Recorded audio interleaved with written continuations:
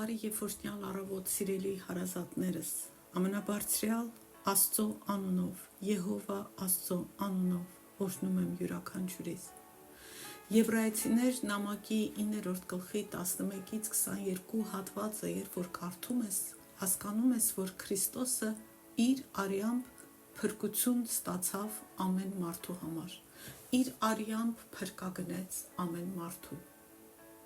Հայր Աստված, գալիս եմ գահիդ առաջ քո սուրբ որդու Հիսուս Քրիստոսի անունով եւ խնդրում եմ իմ ընտանիքի բոլոր անդամների համար, նրանց համար, ովքեր այս սրբությունը, այս ճշմարտությունը չեն հասկանում, չեն կարողանում ընդունել։ Օգնիր մեզ հասկանալ եւ ընդունել, որ Քրիստոսն իրեն զոհաբերեց, իր թանկագին արյունը իր կամքով թափեց, որպես անարատ գառ, անարատ ու անբիծ զոհաբերություն քո առաջ եւ այդպես ազատեց մեզ ամեն կարգի մարդկային փորձերից ու ջանքերից, որոնք մեզ միայն փակուղի են տանում, որտեղ մենք մեր ոչ մի գործով չենք կարող ընդունելի եւ արժանի դառնալ քեզ համար։ Օգնիր յուրաքանչյուրիս հասկանալ եւ ընդունել,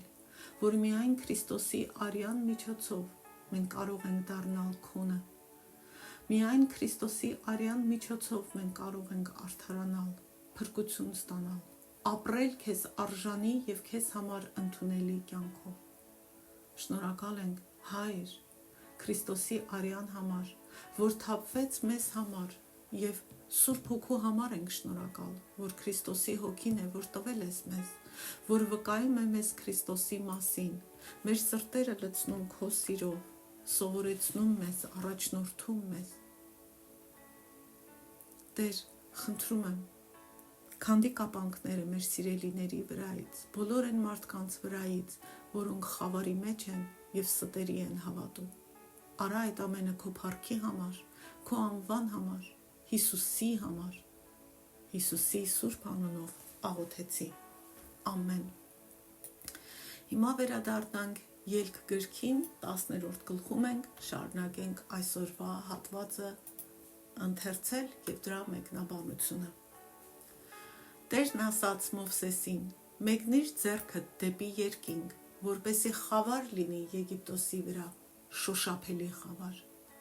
Մովսեսը իր ձեռքը մեկնեց դեպի երկինք եւ Եգիպտոսի ամբողջ երկրի վրա 3 օր թանձր խավար եղավ։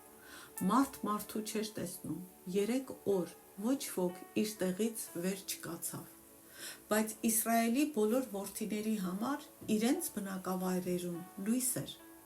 Փարավոնը կանչեց Մովսեսին եւ ասաց. «Գնացեք, պաշտեք Տիրոջը, թող մնան միայն ձեր հոտերը ու արջարները, ձեր ընտանիքներն էլ թող գնան ձեզ հետ»։ Մովսեսն ասաց. «Դու պետք է մեր ձեռքը զոհեր եւ ողջակեզեր էլ տաս, որպեսզի մատուցենք մեր Տեր Աստծուն։ Մեր հոտերն էլ մեզ հետ պիտի գնան, դրանցից մի կճղակ անգամ չպիտի մնա,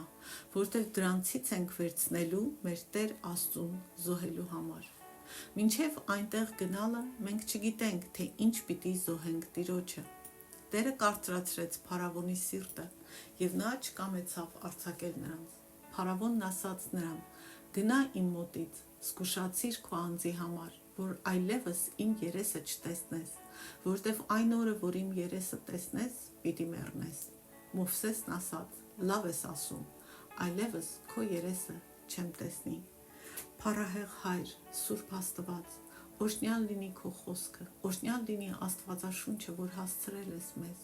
եւ շնորհակալ ենք Տեր, որ մենք այլևս կարիք չունենք զոհեր մատուցելու, Տեր ջան, որ դու քո որդուն զոհ մատուցեցիր մեզ համար, որ նրա արյունով մենք գտնենք ճշմարտության ճանապարհը, դուռը, որ բերում է քեզ մոտ, եւ նրա սուրբ արյունով հաշտվենք քեզ հետ, հաշտություն կատարես խաչի միջոցով քեզ հետ։ Տեր ողորմի մեզ եւ Փարավոնի ոգուն, ըմբոստ ոգուն, ապստամբ ոգուն հեռացրու մեզանից, Տեր ջան, ողորմի Տեր։ Ամեն։ Տեսնում ենք, որ Աստված այս թանձր խավարի պատուհասը ուղարկում է առանց նախազգուշացման։ Նկատում ենք, որ Աստված շատ հաճախ զգուշացնում է, բայց ոչ միշտ։ Սա կարևոր է, որ միշտ չմտածենք, թե դե լավ, Աստված ինձ կնախազգուշացնի ու ես հետ կկանգնեմ չարիքից։ Որքան քյառականջ եք դառնում ու մեր սրտերը կարծրացնում, այնքան հնարավոր է, որ Տերը ընտրի գործել քո դեմ առանց նախազգուշացման։ Եվ ամենակարևորը, հիշենք, որ եւ մահը, եւ Հիսուսի վերադարձի օրը լինելու է առանց նախազգուշացման։ Մեզնից ոչ մեկ չգիտի մեր մահվան օրը եւ ոչ ոք չգիտի Հիսուսի վերադարձի օրը։ Ժողովող գրքի 9-րդ գլխի 12-ում ասվում է. քանի որ մարդը չգիտի իր ժամանակը, ինչպես որ ձկներն են բռնվում չար ուրկանով, ինչպես որ թռչուններն են բռնվում ծուղակի մեջ, նրանց նման էլ մարդկանց որդիներն են բռնվում որոգայթի մեջ մի չար ժամանակում, որը հանկարծ նրանց վրա է գալիս։ Եվ մահը այդ որոգայթներից մեկն է, որի մեջ մենք ընկնում ենք։ Իսկ Մատթեոս 24-ի 36-39 խոսքերում էլ Հիսուսն ասում է իր վերադարձի մասին։ Սակայն այդ օրվա ու ժամի մասին ոչ ոք չգիտի, ոչ երկնքի հրեշտակները, ոչ էլ որդին, այլ միայն հայրը։ Մարդու որդու գալուստը կլինի Նոյի օրերի պես, որովհետև ինչպես որ ջրհեղեղին նախորդած օրերին էին ուտում ու խմում, կին էին առնում ու մարդու գնում, մինչև այն օրը, երբ Նոյը տապան մտավ, եւ չիմացան, մինչև որ ջրհեղեղը եկավ ու բոլորին վերացրեց։ Մարդու որդու գալուստն էլ այդպես է լինելու։ Ուրեմն սիրելի, հարազատ ու թանկ մարդ, հարց ինձ ու քեզ, պատրաստ ես դու քո մահվանը,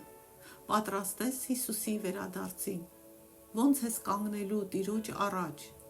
ու ինչ պատասխան ես տալու քո կարծրացած սրտի համար, եթե դու ծածկված չես Քրիստոսի արյունով, եթե դու Քրիստոսին չես ընդունել ու Քրիստոսին չես պատկանում, կամ փարավոնի նման կիսատ, պռատ, անլուրջ եւ ոչ մաքուր սրտով ապաշխարած ես։ Երբ քո հույսը, քո ապավենը, քո պաշտպանությունը, քո կեղծ աստվածներն են, դու ես, քո գիտելիքը, քո հարստությունը, քո ընտանիքը, մտածիր այդ մասին։ Տերն ասաց Մովսեսին. մեկնիր ձեռքը դեպի երկինք, որպեսզի խավար լինի Եգիպտոսի վրա, շոշափելի խավար։ Ինչպես որոշ նախկին պատուհասների ժամանակ, այս պատուհասը ևս եկավ անսպասելիորեն, շոշափելի խավար։ Սա սովորական խավար չէր, այլ մի գերբնական բան կար այս խավարի մեջ։ Որպեսզի դա հասկանանք, մենք պետք է մտածենք նախ լույսի մասին։ Լույսը դա միայն ֆիզիկական հատկություն չէ, այլ լույսը Աստծո էության մասն է։ 1 Հովհաննես նամակի առաջին գլխի 5-րդ խոսքում ասվում է. Աստված լույս է, նրա մեջ խավար չկա։ Այսինքն, որտեղ Աստված է, այնտեղ լույս է, որտեղ Աստված ներկա է, այնտեղ լույս է։ Բայց միևնույն ժամանակ դատաստանի ժամանակ Աստված ի վիճակի է այնքան զգալիորեն հետ քաշել իր ներկայությունը, որ ամեն բան ընկղմվի անասելի, անտանելի խավարի մեջ։ Մի այնպիսի խավար, որը նույնիսկ հնարավոր է զգալ ու շոշափել։ Սա մի սահմռկեցուցիչ վիճակ է։ Աստվածաշունչը խոսում է այն մասին, որ երբ Աստված իրական հավատացյալներին հափշտակի վերցնի այս երկրի վրայից, այս աշխարհը կընկղմվի խավարի մեջ, որտեղ իրական հավատացյալները իրենց մեջ կրում են Աստծո լույսը, լույս են տալիս այս աշխարհին։ Երբ որ նրանք չլինեն, այս աշխարհը կլինի այդ խավարի մեջ, որի չել էր Եգիպտոսի վրա։ Խավար, որ կարելի է զգալ ու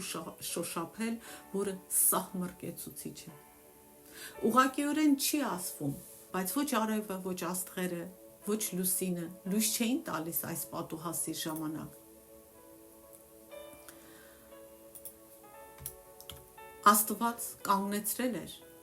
ամեն բան։ Եվ ըստ երևույթին Աստված նույնիսկ թույլ չէր տվել արհեստական լույսի աղբյուրները աշխատեին։ Ի նկատի ունի մեկնաբանը այն, որ եգիպտացիները կփորձեին մոմերով կամ լապտերներ օգտագործել, բայց հասկանում ենք, որ չեն կարողացել լույս ստեղծել, որտեղ խավարը մահ է բերում։ Եգիպտոսի մոգերը, կախարդները չեն կարող լույս արարել, որտեղ սատանան խավար է, խավարի թագավորն է, նա չի կարող լույս բերել։ Մարդ մարդու չէր տեսնում, ասում է Աստվածաշունչը, 3 օր ոչ ոք իր տեղից վեր չկացավ։ Այստեղ Աստված դրամատիկ կերպով նորից ցույց է տալիս իր մեծությունը, իր զորությունը, իր արարիչ լինելը, որ լույսը ինքն է եւ ոչ թե եգիպտական հայտնի չաստված Ռան, ում եգիպտացիները համարում էին արևի աստված եւ Փարավոնը համարվում էր նրա որդին։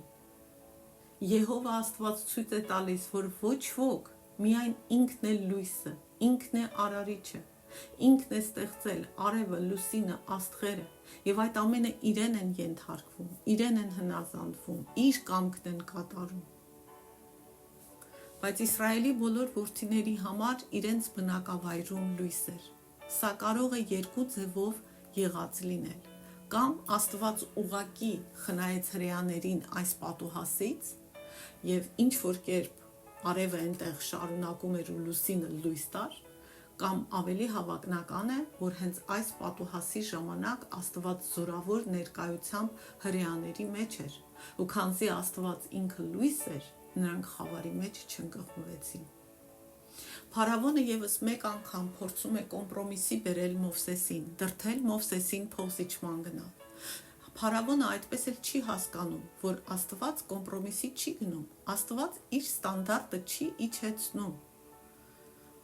Ու կիսատ պռատ բան չի ընդունում, այլ կատարյալ հնազանդություն։ Փարավոնը չէր հասկանում, որ ինքը պիտի լիովին ենթարկվեր ու անձնատուր լինել Աստծուն։ Սա նաև քեզ է վերաբերում, սա նաև ինձ է վերաբերում։ Փարավոնը կանչեց Մովսեսին եւ ասաց. «Գնացեք եւ պաշտեք Տիրոջը, թող մնան միայն ձեր հոտերն ու արջառները, ձեր ընտանիքներն էլ թող գնան ձեզ հետ»։ Այսպես Փարավոնը ներկայացրեց իր առաջարկը Մովսեսին։ Բոլոր հրեաները, ներառյալ կանայք ու երեխաները, ում նախկինում ասում էր թող չգնան, հիմա կարող էին գնալ։ Ու կարող էին գնալ անապատ, ու կարող էին գնալ 3 օրով։ Բաներ, որ նախկինում ասում էր ոչ, գնացեք միայն մի օրով եւ ձեր զոհողությունը Աստծուն արեք Եգիպտոսում, անապատ մի գնացեք։ Հիմա այս ամենում հանձնվել է, բայց հիմա էլ ասում է դուք բոլորով գնացեք, բայց ձեր անասունները չեք կարող տանել։ Փարավոնը շատ լավ հասկանում էր, որ չես կարող զոհաբերություն անել Աստծուն առանց անասուն հետը տանելու։ Նա ամբողջությամբ դեռ ապստամբ վիճակում էր։ Փարավոնը հիմարաբար, մեծամտաբար կարծում էր, թե կարող է բանակցել արարիչ Աստծո հետ։ Սա ցույց է տալիս, որ Փարավոնը եւ ամեն մարդ, եւ դու, եւ ես, ով նրա պես է վարվում ու մտածում, որտեղ ժամանակին ես օրինակ այդպես եմ վարվել ու մտածել, դեռևս իրականում չգիտի, թե ով է Տեր Աստվածը, քանի որ ոչ Փարավոնը եւ ոչ էլ նման որևէ մարդ դեռևս չի ենթարկվել, հնազանդվել ու անձնատուր եղել Տեր Աստծուն։ Մովսեսն ասաց. «Դու պետք է մեր ձեռքը զոհեր ու ողջակեզեր էլ տաս, որպեսզի մատուցենք մեր Տեր Աստծուն։ Մեր հոտերն էլ մեզ հետ պիտի գնան, դրանցից մի կճղակ անգամ չպիտի մնա, որտեղ դրանցից ենք վերցնելու մեր Տեր Աստծուն զոհելու համար։ Մինչև այնտեղ գնալը մենք չգիտենք, թե ինչ պիտի զոհենք Տիրոջը։ Դրանցից մի կճղակ անգամ չպիտի մնա»։ Տեր Աստվածը, արարիչը եւ Աստծուն ներկայացնող Մովսեսը այս դեպքում բացարձակապես չէին ցանկանում ու չէին պատրաստվում զիջումների գնալ այս կետերից եւ ոչ մեկի շուրջ։ Քո փրկության շուրջ էլ Աստված զիջումի չի գնում։ Նա ասում է միակ ճանապարհը Քրիստոսն է եւ Քրիստոսի արյունը, միակ դուռը։ Կընդունես շատ լավ, չես ընդունի, քո կամքը լինի։ Աստված ցանկանում էր ազատագրում ամբողջ Իսրայելի եւ Իսրայելին պատկանող ամեն ինչի համար եւ չէր ցանկանում գործարք կնքել այս կետերի շուրջ։ Աստված ազատագրում է քո միտքը, քո սիրտը, քո մարմինը, քո ժամանակը, քո կամքը, քո ցանկությունները։ Դու չես կարող ասել ես Քրիստոսին եմ պատկանում բայց չուզենալ դրախտում լինել։ Դու չես կարող ասել ես Քրիստոսին եմ պատկանում ու Քրիստոսի հարսանիքին չուզենալ գալ։ Դու չես կարող ասել ես Քրիստոսին եմ պատկանում, բայց իմ ցանկությունն է գնամ չարի կանեմ։ Ես Քրիստոսին եմ պատկանում, բայց իմ ֆինանսներով կգնամ խաղամոլություն կանեմ։ Կամ Քրիստոսին եմ պատկանում, բայց իմ ձեռքերը կգնան գողություն անելու։ Քրիստոսին եմ պատկանում, բայց իմ լեզուն սիրում է բամբասելու, ես դրա դեմ չեմ պատերազմի։ Քրիստոսին եմ պատկանում, բայց ես գնում եմ գուշակի մոտ, որ իմանամ իմ հետ ինչա լինելու։ Քրիստոսին եմ պատկանում, բայց իմ բանկի հաշվային գումարների վրա եմ հույսս դրել, որ պատերազմի ժամանակ ինձ կփրկի։ Քրիստոսին եմ պատկանում, բայց հավատում եմ, որ խաչակնքվեցի, ամեն բան լավ կլինի, բայց իմ վարքով Քրիստոսին անարգում եմ։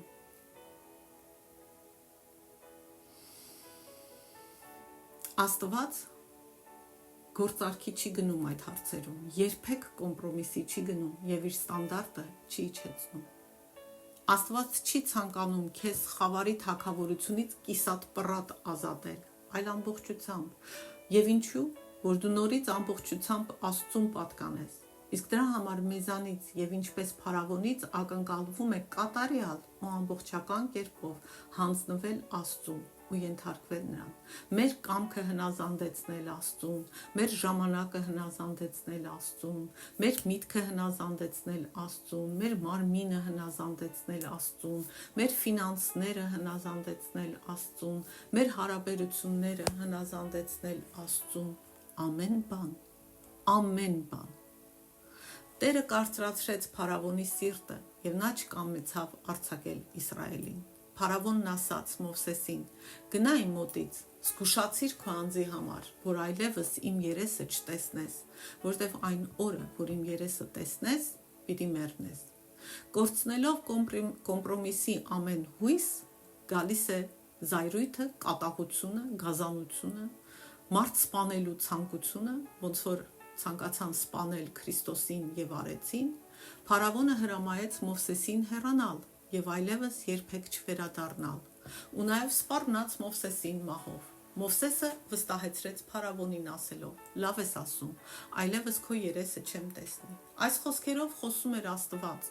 որ ասում էր. «Այլևս քեզ չեմ ողորմալու, այլևս քեզ շանս ու հնարավորություն չեմ տալու, լիովին հանձնելու եմ քո գոռոզությանը։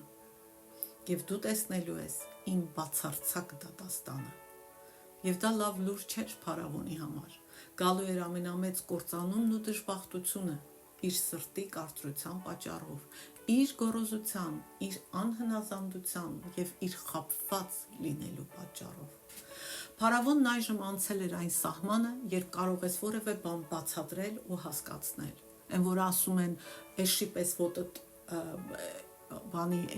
մի անցքի մեջ ես, մի կոշիկի մեջ ես մտցնում ու ոչ մի ձևով չես համաձայնվում դուրս գալ»։ Այս վիճակում ենք մենք հայտնվում։ Գոռոզությունն ու կատաղությունը միաձուլվել էին նրա մեջ, կուրացրել նրա միտքը, նրա հասկացողությունը, ու նա չէր կարող արդեն adekvat մտածել։ Դիվային ուժերն են գործում ազատ այդ ժամանակ, երբ մենք այս վիճակում ենք,